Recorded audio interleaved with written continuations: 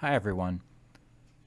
Today we'll be looking at the final decade of the 19th century, what scholars refer to as the populist era in American history. We can start with an event that in many ways set the stage for the period, what became known as the Homestead Strike of 1892. Homestead, Pennsylvania's 12 steel mills that we have an image of here were the most profitable and technologically advanced anywhere in the world at the time. A union contract at the mills gave what was known as the Amalgamated Association a considerable say in the mill's operation, including the right to approve the hiring of new workers and to regulate the pace of work.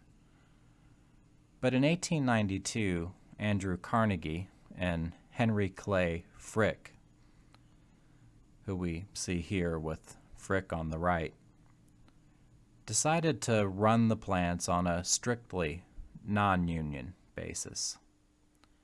As Carnegie's appointed supervisor, Frick made it known that henceforth only workers who agreed not to join the Amalgamated Association could work at Homestead.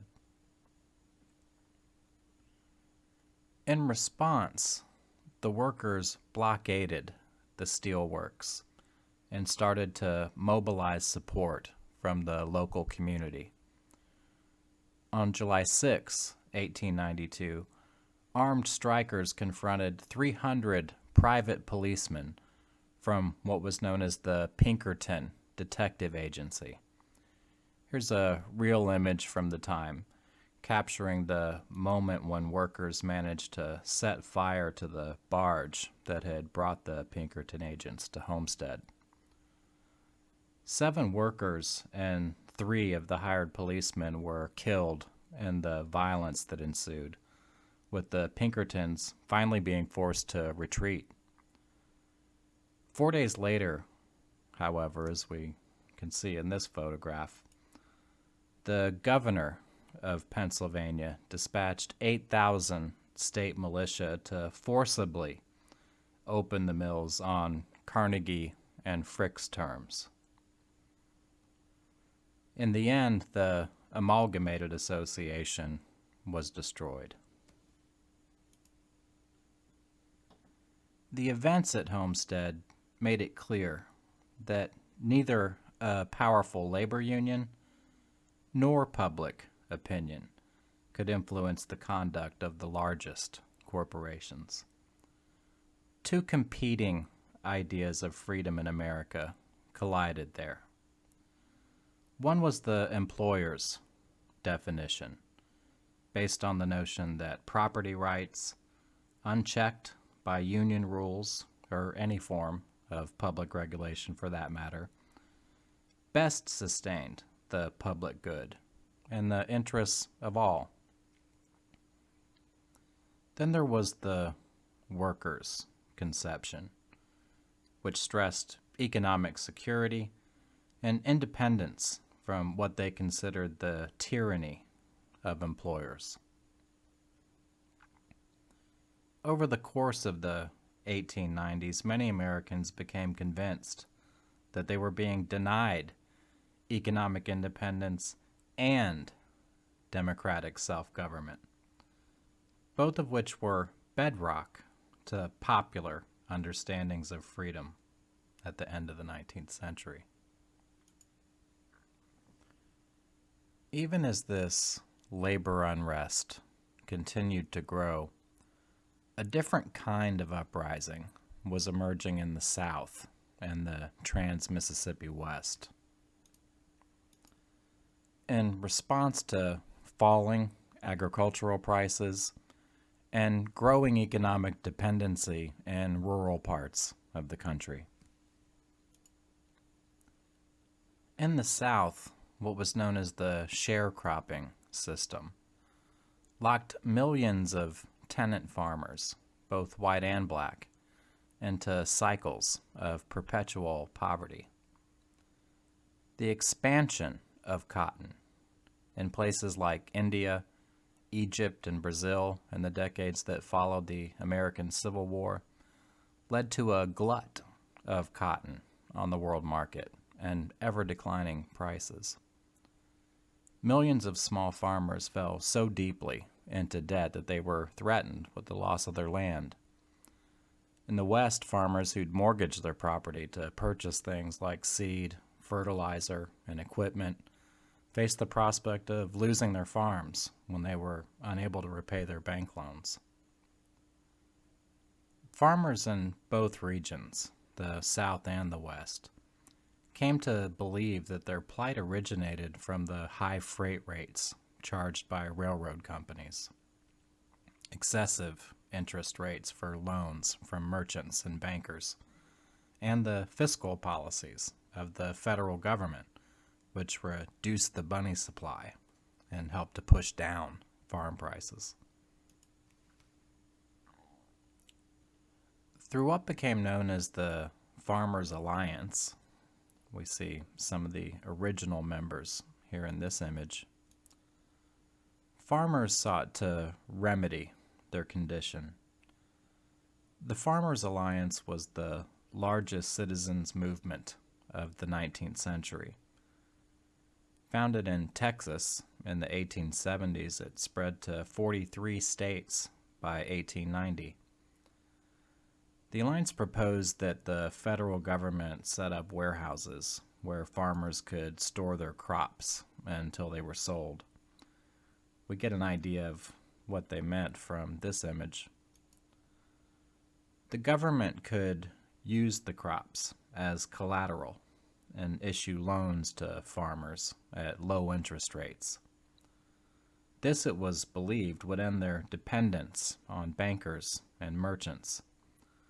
Since it would have to be enacted by Congress, the Sub-Treasury Plan, as the proposal was called, led the Farmers' Alliance into politics.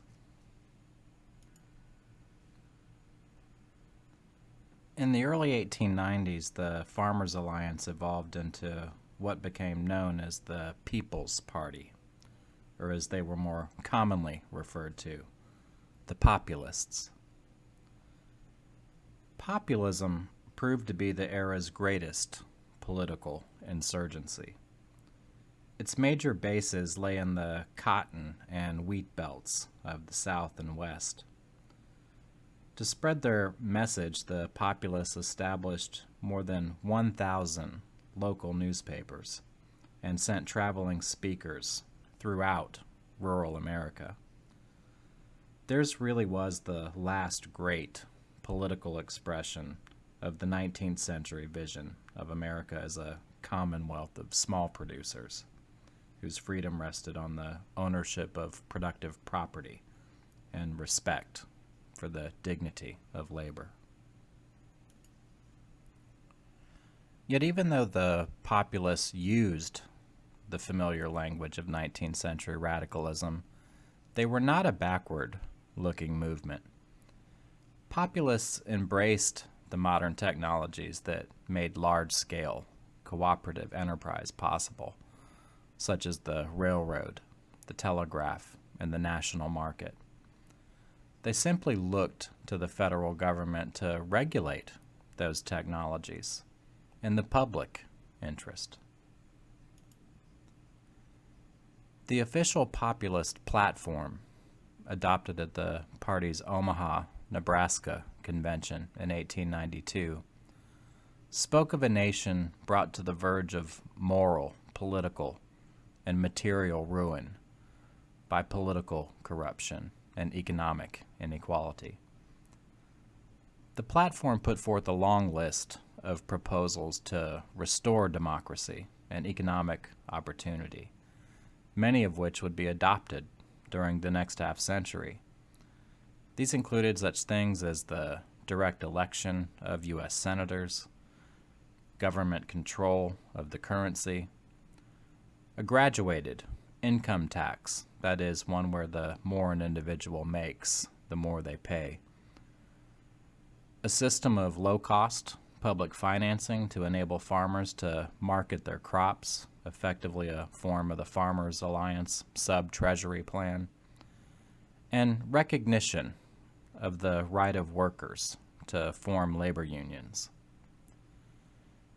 In some southern states, the populists made an admirable effort to unite black and white small farmers on a common political and economic program, recognizing as they did the need for allies to break the Democratic Party's stranglehold on power in the South.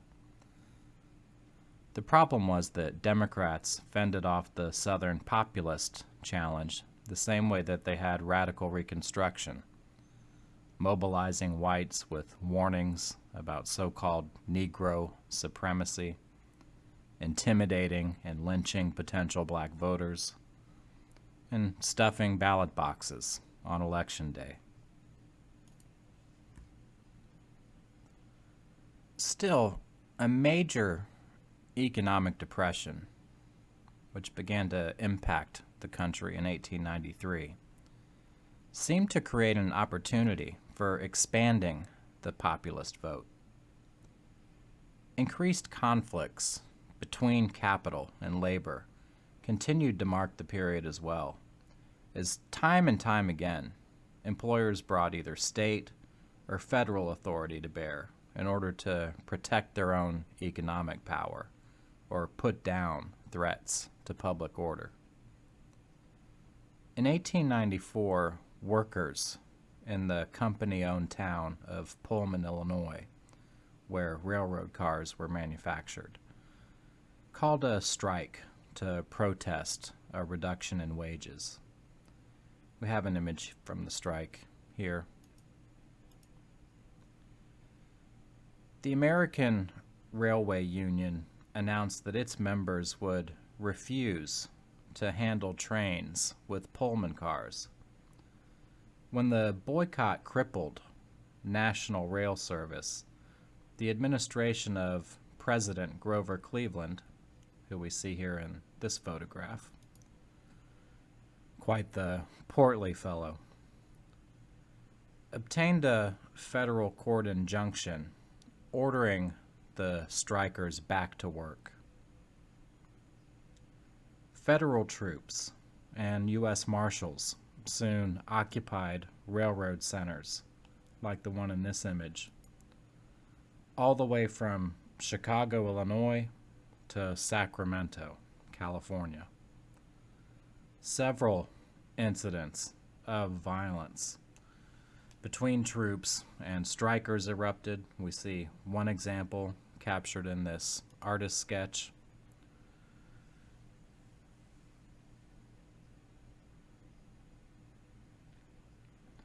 And a great deal of property damage was caused, as we can observe from this photograph of the time.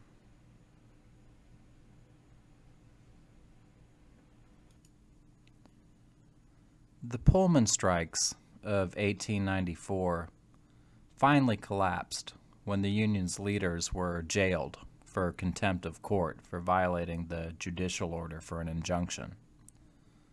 The U.S. Supreme Court unanimously confirmed the sentences and approved the use of injunctions against striking labor unions. It was also in 1894 that the Populist Party made determined efforts to appeal to industrial workers in northern and midwestern cities. In the state and congressional midterm elections of that year, as the economic depression that began in 1893 deepened, voters by the millions abandoned the Democratic Party. In rural, country areas, the populist vote increased. But urban workers in the nation's cities did not end up rallying to the populists. The problem was that the party's core issues, the sub-treasury plan and lower mortgage interest rates, had little meaning for working-class city dwellers who had no crops to market and hardly dreamed of owning their own land or homes. 2 years later, in 1896, and perhaps ironically, the Populists decided to join with Democrats to support a political newcomer, the 36-year-old senator from Nebraska, William Jennings Bryan, for president. Here we have a broadside poster image from the campaign that year. Bryan won the Democratic Party's nomination after delivering to its national convention an electrifying speech that captured dramatically the farmers' pride and their grievances. He called for the free coinage of silver, the unrestricted minting of silver money. Bryan condemned the gold standard, saying famously, "You shall not crucify mankind upon a cross of gold."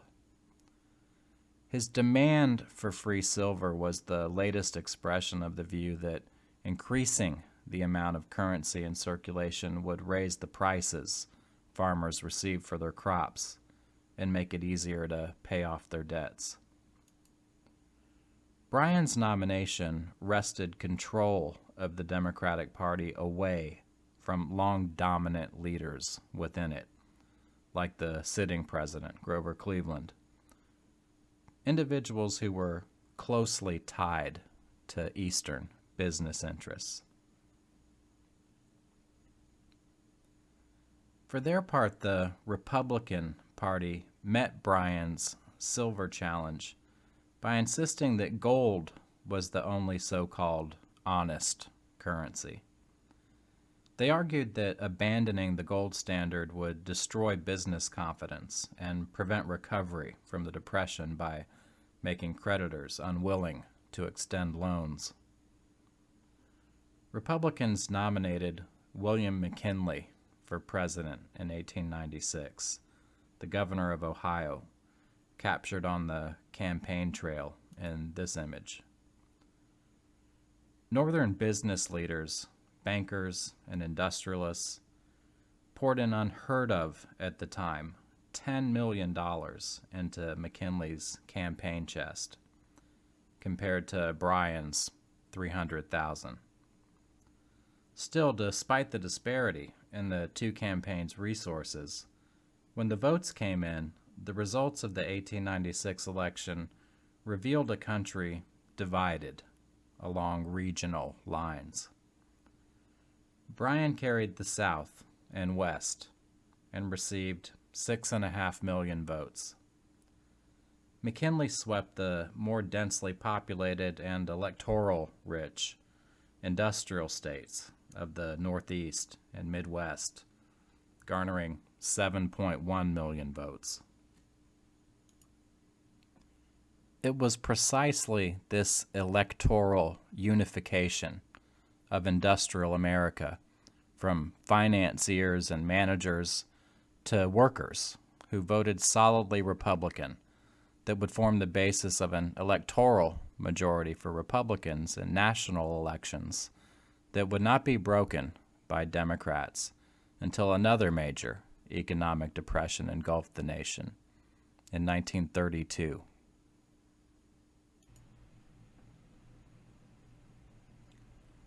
In the South, the ultimate failure of populism opened the door for the full imposition of a new racial order, what is often referred to as the Age of Jim Crow, or simply the segregated South. The coalition of merchants, planters, and business entrepreneurs who dominated the region's politics after 1877 moved to undo as much as possible of Reconstruction. Hardest hit were the new public school systems. To offer just one example, Louisiana spent so little on education that it became the only state in the Union where the percentage of whites who were unable to read and write actually increased between 1880 and 1900. But by far, black schools suffered the most, as the gap between expenditures for black and white pupils widened steadily every year. New laws authorized the arrest of virtually any person without employment and greatly increased the penalties for petty crimes, small crimes. As the South's prison population rose, the renting out of convicts, like the ones we see in this image, became a profitable business. The system was called convict leasing. Every Southern state placed at least a portion of its convicted criminals, the overwhelming majority of them black and imprisoned on minor offenses, in the hands of private businessmen. Railroads, mines, and lumber companies competed for this new form of cheap, involuntary labor. In this image, we can get an idea of what some of the work camps looked like. Places where conditions were typically barbaric, disease was rife, and death rates were high. During the 1880s, Southern newspaper editors promoted the promise of a new South, what they described as an era of prosperity based on industrial expansion and agricultural diversification. Yet in fact, white planters, merchants, and industrialists prospered greatly, but as they did this, the region as a whole sank deeper and deeper into poverty. Because the main attractions for investors were the South's low wages and taxes and the availability of convict labor, enterprise made little contribution to regional economic development. With the exception of Birmingham, Alabama, which by 1900 had developed into an important center for the manufacture of iron and steel, Southern cities were mainly export centers for things like cotton, tobacco, and rice, with little industry or skilled labor. Overall, the region remained dependent on the North for capital and manufactured goods. Of course, as the most disadvantaged of rural Southerners, black farmers suffered the most. Across the Deep South, African Americans owned a smaller percentage of land in 1900 than they had at the end of Reconstruction, a quarter century before. The South's labor market, as well, was rigidly divided along racial lines. Black men were excluded from supervisory positions in factories and workshops, and white-collar jobs, such as clerks in offices. In most occupations, the few unions that existed in the South excluded blacks, forming yet another barrier to their economic development. Trapped at the bottom of a stagnant economy, some blacks sought a way out through emigration from the South.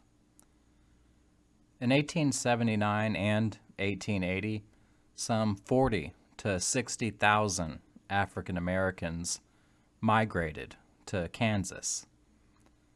They were called the exodusters, people like we see in this image, who fled the South seeking political equality, freedom from violence, access to education, and economic opportunity. Lacking the capital to take up farming out west, however, most of these black migrants ended up as unskilled laborers in towns and cities. The sad reality was that most blacks had no choice but to remain in the South. The expansion of job opportunities was taking place in northern cities, but most employers refused to offer jobs to blacks in the expanding industrial economy, preferring to hire white migrants from rural areas and immigrants from Europe.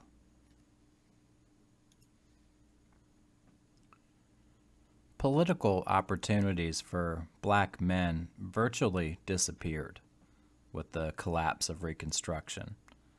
And as they were driven from the polls, the banner of political leadership in the absence of voting passed in many ways to black female activists.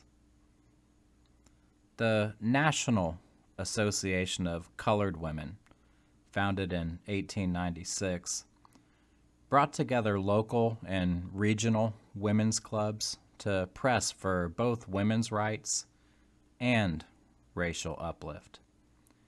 Here we have an image of the group taken in the 1930s. They aided poor families, offered lessons in home life and child rearing, and battled gambling and drinking in black communities. Their efforts were all the more important given the deteriorating possibilities of black life in the South at the end of the 19th century.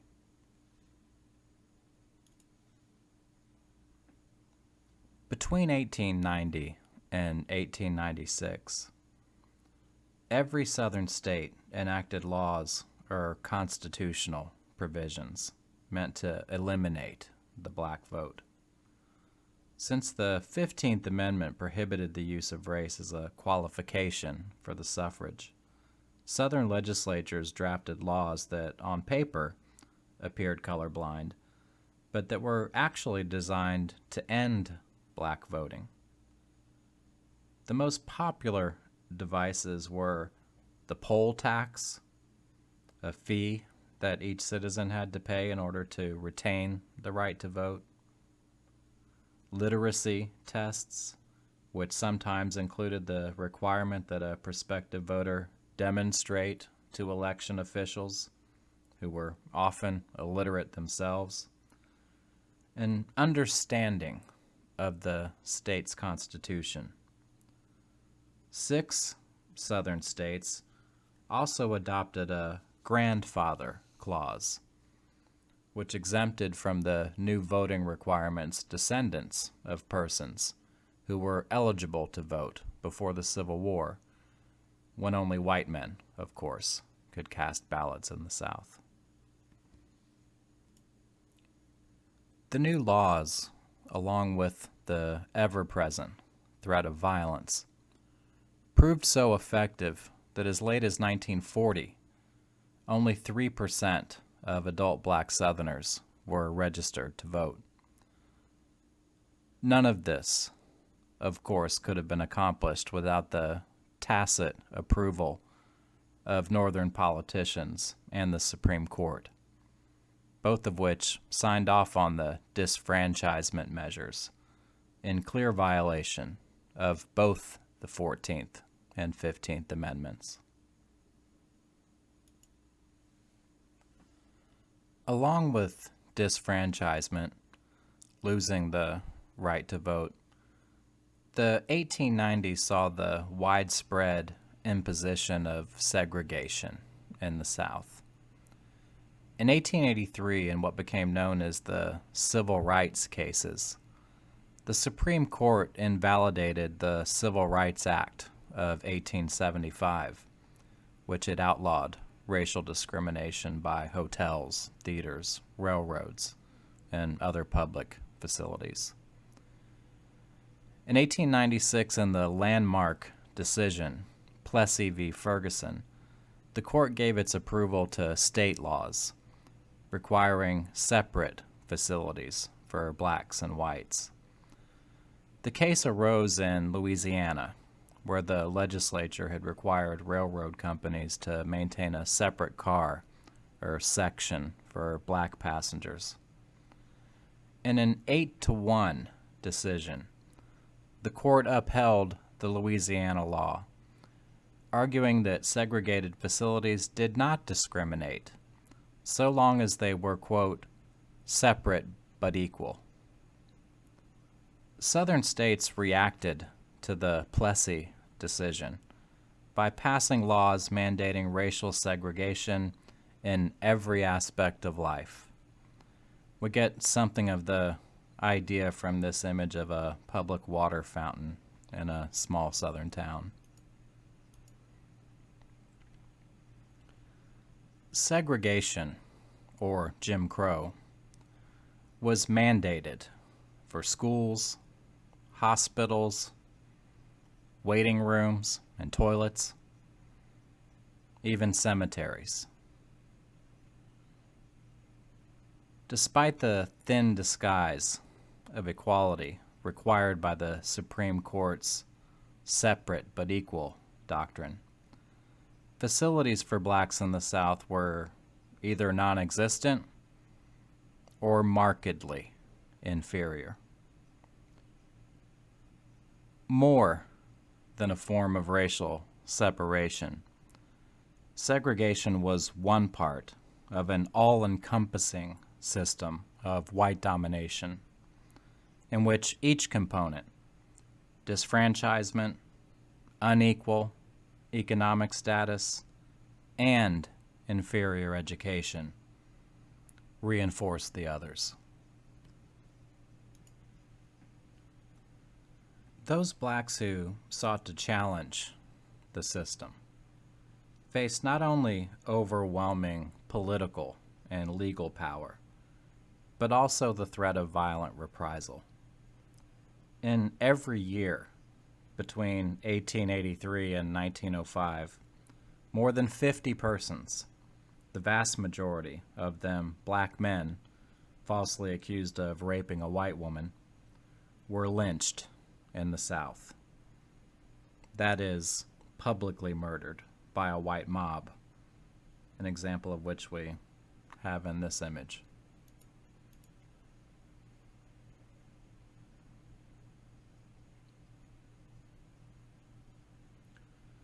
Lynching continued well into the 20th century, so that by 1950 the practice had claimed some 5,000 black lives. Ida B. Wells, who we have in this photograph, the foremost anti-lynching activist in the country, bluntly insisted that the United States, given the conditions of black life, had no right to call itself the land of the free. However, not a few black leaders of the time, believing a frontal assault on white power to be impossible, began to suggest that obtaining farms or skilled jobs was more important to blacks than citizenship rights. And they urged their followers to refrain from trying to combat Jim Crow segregation in the South. Foremost among these leaders was Booker T. Washington, founder of the Tuskegee Institute in Alabama, who we have an image of here.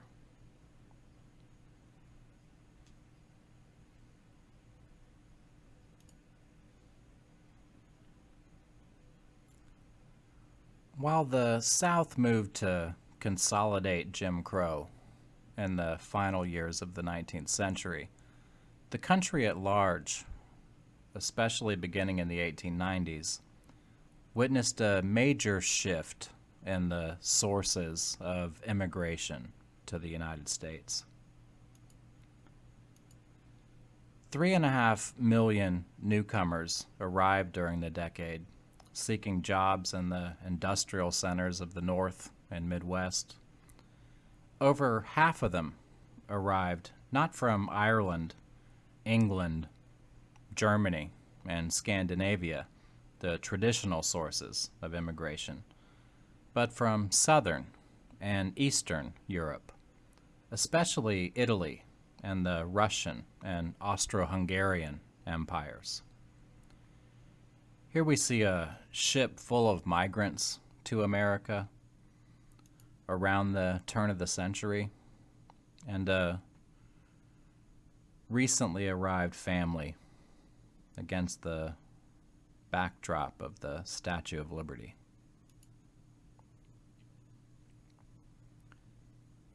The new immigrants, as they came to be known, were widely described by native-born white Americans as members of distinct races whose lower level of civilization explained everything from their willingness to work for substandard wages to their supposed inborn tendency toward criminal behavior. In response to the new immigrants, in 1894, a group of Boston professionals formed what became known as the Immigration Restriction League. The organization called for reducing immigration by barring the illiterate from entering the country. Such a measure was actually adopted by Congress in 1897, but it was vetoed by President Grover Cleveland. Business leaders enjoyed the access these flows of immigrants gave them to cheap labor, and they had no desire to see it cut off. Instead, nearly all states in the 1890s passed laws that established what was called the secret ballot in elections. On one hand, this change protected the privacy of voters, but on the other, and something we've nearly forgotten as the laws intended, illiterate people could no longer receive help from party officials at polling places, which practically meant that if you could not read English, you could not vote. Suffrage throughout the country was increasingly becoming a privilege, not a right of citizenship. The boundaries of nationhood expanded so dramatically in the aftermath of the Civil War, slowly contracted. Leaders of both political parties, Republicans and Democrats, expressed vicious opinions regarding immigrants from China. They were odious, abominable, dangerous, revolting. The attitudes are made clear in these political cartoons from the time.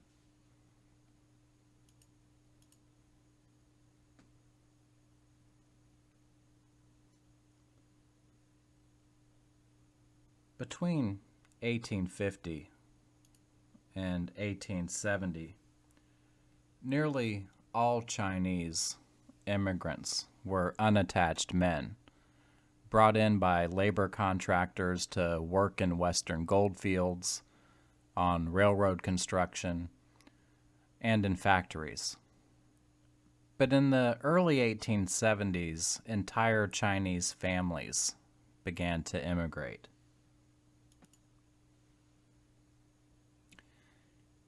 Here we can see a group of school children arrived in San Francisco.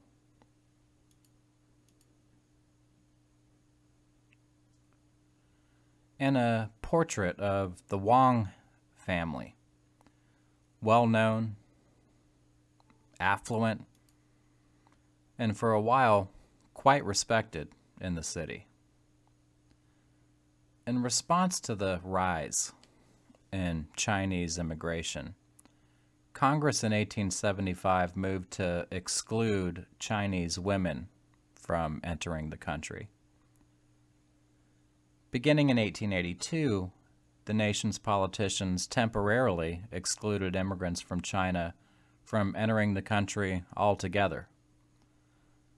Although non-whites had long been barred from becoming naturalized citizens, this was the first time that race had been used to exclude an entire group of people from entering the United States.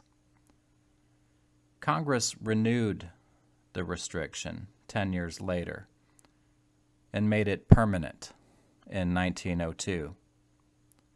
At the time of what was called Chinese exclusion, as it came to be known, 105,000 persons of Chinese descent lived in the country. Nearly all of them resided on the West Coast, where they increasingly suffered intense discrimination and periodic mob violence.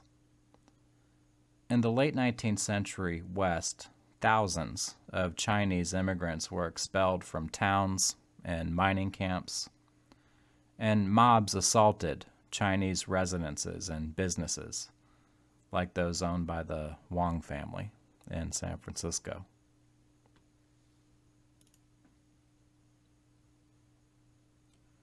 Within the American labor movement, the demise of the Knights of Labor led eventually to the ascendancy of a new organization in the 1890s, the AFL, as it was commonly known, or the American Federation of Labor, led by its founder, Samuel Gompers, who we see in these images, seated in the center with other members of the AFL Executive Committee, and by himself. Gompers and the AFL argued that labor should not pursue the Knights' utopian dream of creating a cooperative commonwealth, but instead should focus on negotiating with employers for higher wages and better working conditions for its members.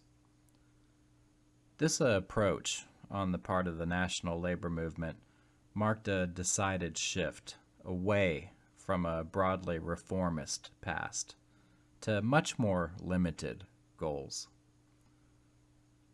Over the course of the 1890s, union membership rebounded from its decline in the late 1880s after the Haymarket bombing in Chicago.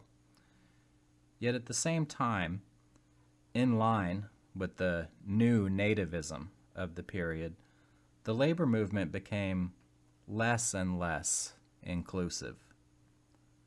Abandoning the Knights' ideal of labor solidarity, the AFL restricted its membership to skilled workers like those in the steel industry, which made up only a small percentage of the overall labor force in the country.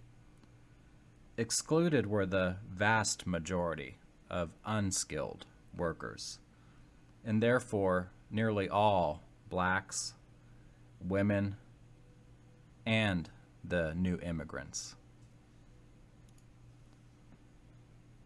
The 1890s was also notable for launching what would later be called the Women's Era.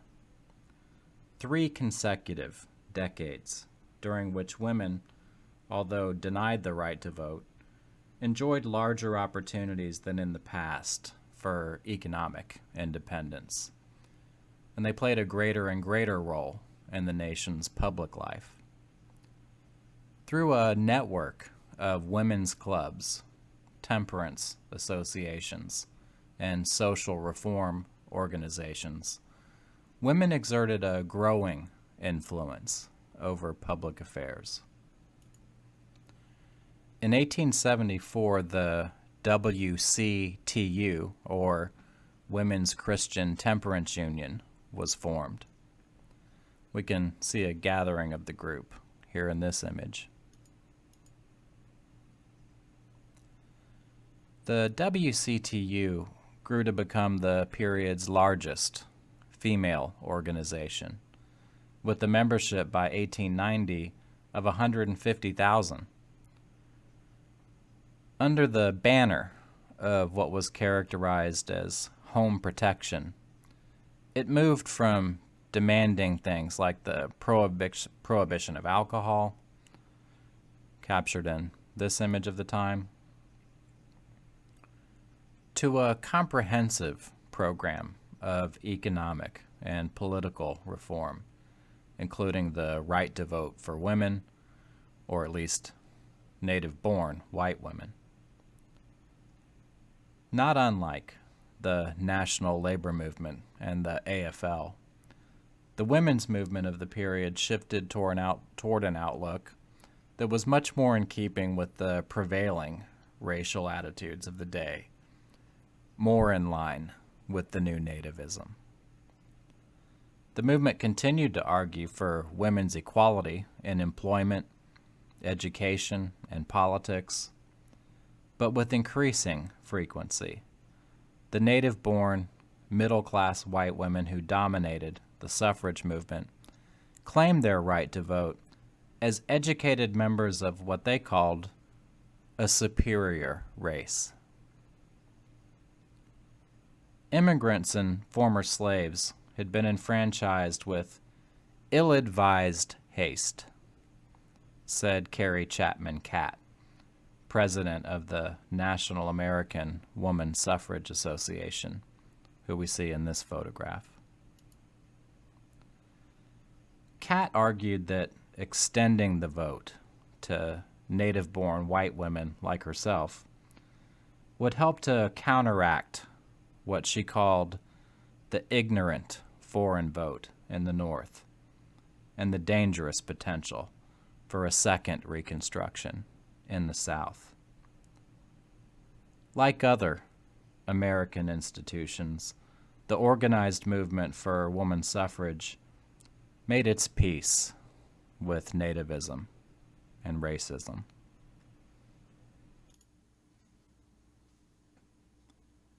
In world history, the last quarter of the 19th century is known as the Age of Imperialism, a time when rival European powers carved up large parts of the globe among themselves. For most of this period, the United States remained a second-rate power. The new imperialism that emerged after 1870 was dominated by European powers and Japan. Belgium, Great Britain, and France consolidated their hold on colonies in Africa, and a newly unified Germany acquired colonies there as well. By the early 20th century, most of Asia, Africa, the Middle East, and the Pacific had been divided among these empires. Territorial expansion had been a feature of American life from well before independence, but the 1890s marked a turning point in America's relationship with the rest of the world. Americans were increasingly aware of themselves as an emerging world power. Up until the 1890s, American expansion had taken place only on the North American continent. In fact, most Americans who looked overseas were interested in expanded trade, not territorial possessions. As the close of the 19th century approached, American companies aggressively marketed their products abroad. And especially during economic downturns, business leaders insisted on the necessity of greater access to foreign markets and customers. A small group of late 19th century thinkers actively promoted American expansionism, warning that the country could not allow itself to be shut out of the scramble for global empire. Naval officer Alfred T. Mahan, who we see in this image, in his popular book of 1890, The Influence of Sea Power Upon History, argued that no nation could prosper without a large fleet of ships engaged in international trade, protected by a powerful navy that operated through a network of overseas bases. Mahan's ideas greatly influenced the President of the United States at the time, Benjamin Harrison, who we have in this photograph, and his Secretary of State at the time, James G. Blaine, captured in this picture. Blaine urged Harrison to try and acquire Hawaii, Puerto Rico, and Cuba as strategic U.S. naval bases. Even though it was independent, technically, Hawaii was already closely tied to the United States through treaties that exempted imports of its sugar from tariff duties and provided for the establishment of an American naval base at Pearl Harbor.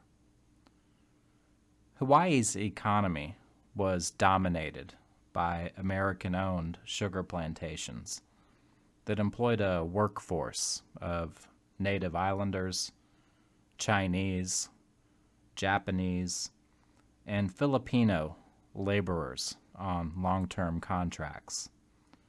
Here we have a few images that show us some of these workers.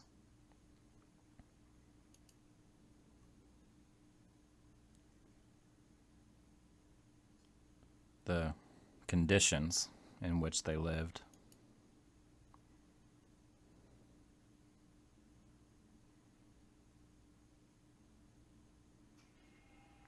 And under which they labored.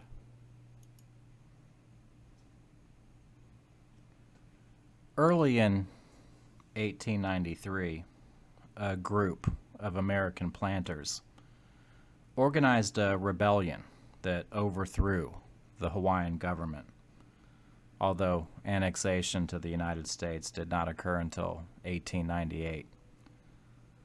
The Depression that began in 1893, as we see in the case of Hawaii, had heightened many Americans' belief that a more aggressive foreign policy was necessary to stimulate the nation's exports.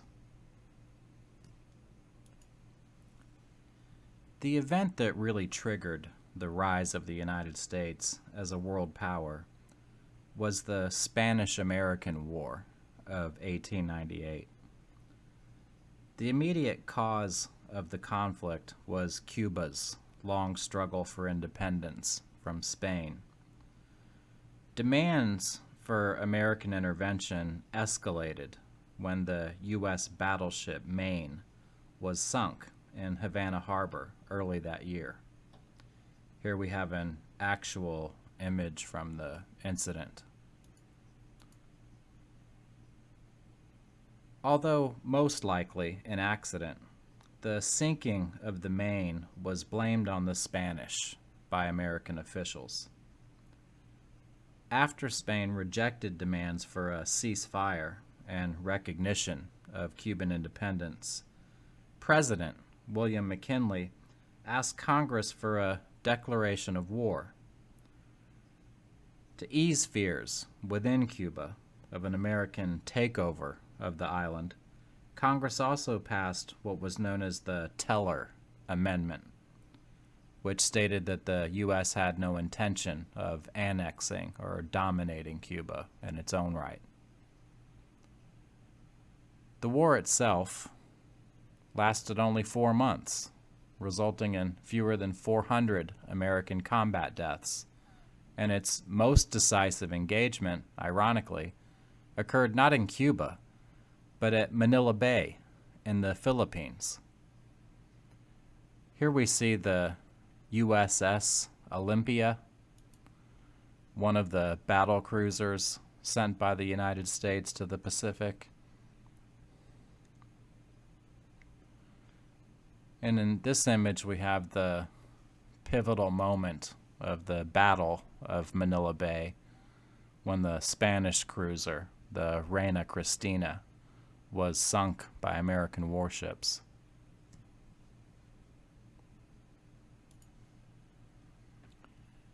At the end of the brief war, the Americans occupied the Philippines, Puerto Rico, Cuba, and the Pacific island of Guam.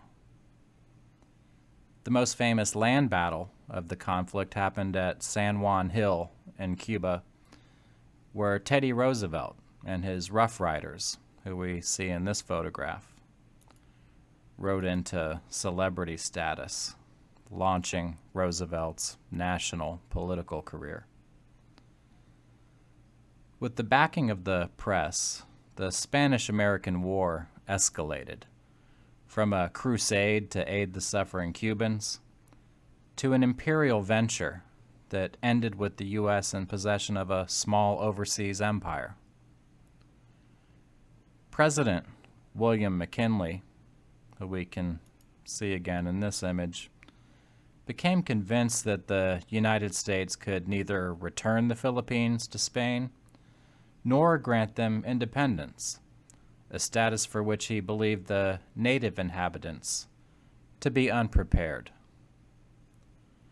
Americans, McKinley insisted, had an obligation to what he called uplift and civilize the Filipino people, and to train them for self-government.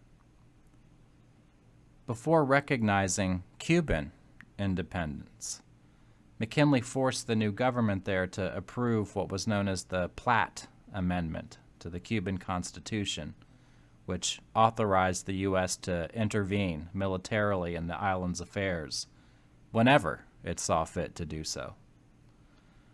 The United States also acquired a permanent lease on naval stations in Cuba, including what is now the facility at Guantanamo Bay.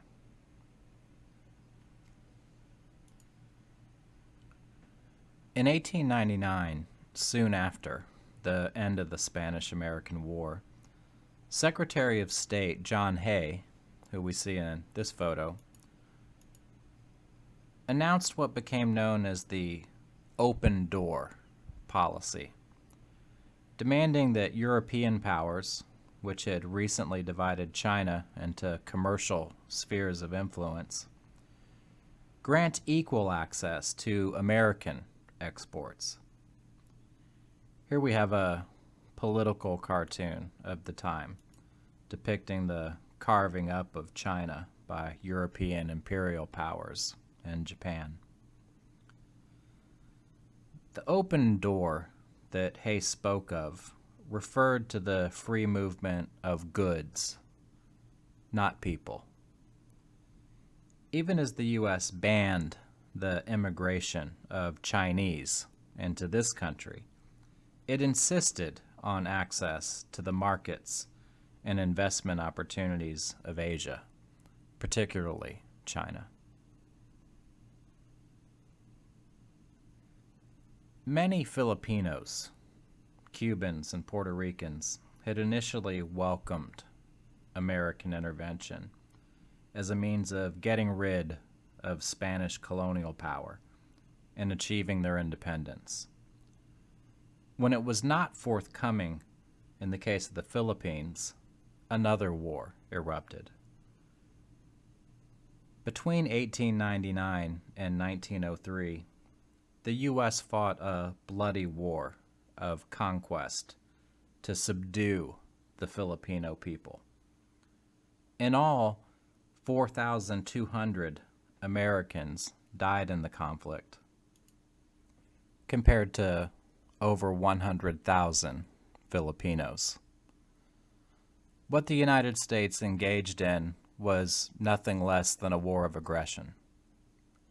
Just these couple of images of the Filipinos killed by U.S. forces established the documentary record of what was nothing less than an American genocide in the Philippines at the turn of the century.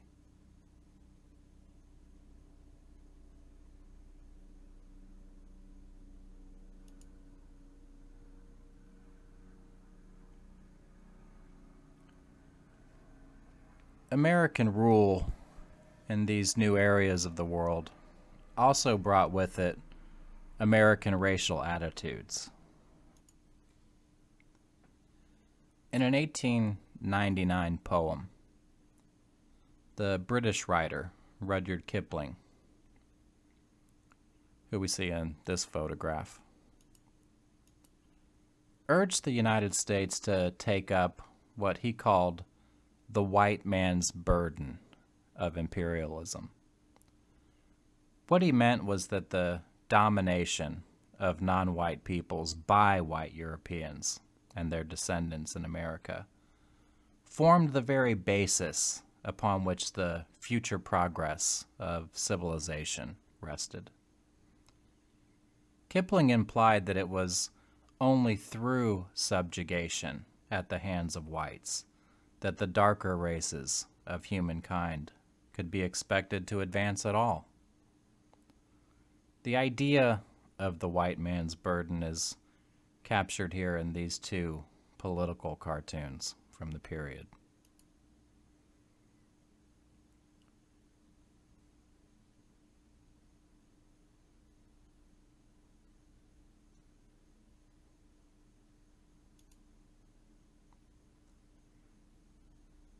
American entry into the ranks of world powers at the end of the 19th century sparked an intense debate within the country over the relationship among and between political democracy, race, and citizenship. The Constitution made no provision for permanent overseas colonies. The right of all peoples to self-government was the bedrock principle of the Declaration of Independence. And yet in the aftermath of the Spanish-American War, nationalism, democracy, and freedom emerged more closely identified than ever with notions of so-called Anglo-Saxon white supremacy. What became known as the Foraker Act of 1900 declared Puerto Rico an insular territory, and its people were denied American citizenship and a path to statehood. Hawaii would not be admitted as a state until 1959. In the Philippines, their independence would not be granted until 1946. American racial attitudes had a global impact in this age of empire. The turn of the 20th century was a time of worldwide concern about immigration, race relations, and the white man's burden, all of which inspired a global sense of fraternity among Anglo-Saxon nations. Chinese exclusion in the United States strongly influenced anti-Chinese laws adopted in places like Canada, and American segregation and Jim Crow laws in the South, including disfranchisement, became the model for other countries like Australia and South Africa as they formed independent governments. They read in particular the proceedings of the Mississippi Constitutional Convention of 1890, which pioneered ways to eliminate black voting rights. The Union of South Africa, inaugurated in 1911, saw its own policy of racial separation, later known as apartheid, as following in the footsteps of Jim Crow segregation in the United States. By the dawn of the 20th century, opponents of imperialism were asking whether America was a republic or an empire. Yet without any sense of contradiction, proponents of an imperialistic foreign policy employed the very language of freedom.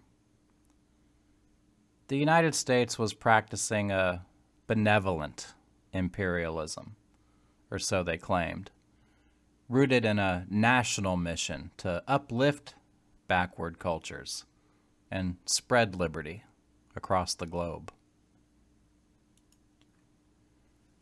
Riding the wave of patriotic sentiment unleashed by the Spanish-American War, and with the economy having largely recovered from the Depression of 1893 to 1897, William McKinley won a landslide re-election victory, securing a second term in office.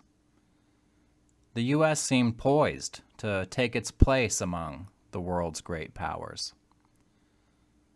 By 1900, many features that would mark American life in the 20th century were already apparent. The country had surpassed Britain, France, and Germany in industrial production. The nation's political system had stabilized with the reconciliation of whites in the North and South, who joined to establish rigid lines of racial exclusion, obvious in the segregation of blacks, the exclusion of Chinese, and the confinement of Native Americans on reservations. As the 20th century approached, in other words, the boundaries of freedom and citizenship in the country were growing more and more limited and restricted. All right, so that does it for the populist era. Next time we'll begin our dive into the 20th century with a look at the generation of Americans we've come to know collectively as the progressives.